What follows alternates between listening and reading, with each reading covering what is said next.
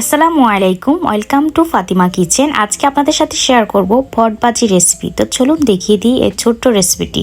ফার্স্টে পাতিলের মধ্যে আমি অলিভ অয়েল তেল দিয়ে দিয়েছি। বড় সাইজের একটা পেঁয়াজ কুচি করে দিয়ে দিলাম। 1 টেবিল চামচ আমি এখানে লবণ দিয়েছি। লবণ যদি লাগে স্বাদ মতো অ্যাড করব। এখানের মধ্যে এলাচি, তেজপাতা, দারচিনি দিয়ে 2 থেকে 3 মিনিট এগুলোকে ভালো করে নেড়ে নিব। এখানে 1 টেবিল চামচ আদার পেস্ট দিয়ে দিলাম। 2 টেবিল চামচ রসুনের পেস্ট দিয়ে দিয়েছি।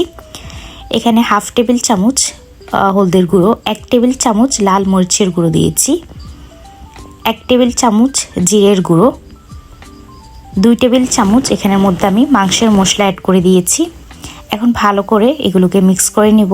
অল্প করে একটু পানি দিয়ে মশলাটা ভালো করে কষিয়ে নিব। মশলাটা যখন কষানো হয়ে যাবে, উপরের তেলটা যখন বেশি উঠবে, তখন আমি এখানের মধ্যে বট দিয়ে দিব। তো বটগুলোকে আগ থেকে সিদ্ধ করে কেটে সুন্দর করে ধুয়ে রেখেছি। তো ভালো করে বটটাকে আমি এখন কষিয়ে নিব। যখন কষানো হয়ে যাবে তখন এখানে রান্নার জন্য পানি দিয়ে দিব। একবারই লো হিটে আমি এটাকে সুন্দর করে রান্না করে নিব।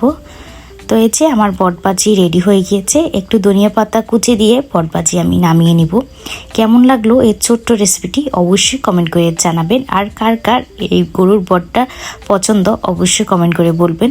সবাই ভালো থাকবেন, সুস্থ থাকবেন, অবশ্যই আমাদের জন্য দোয়া করবেন। আর যারা এখনও ইউটিউব চ্যানেলটিকে সাবস্ক্রাইব করেনি অবশ্যই সাবস্ক্রাইব করে যাবেন।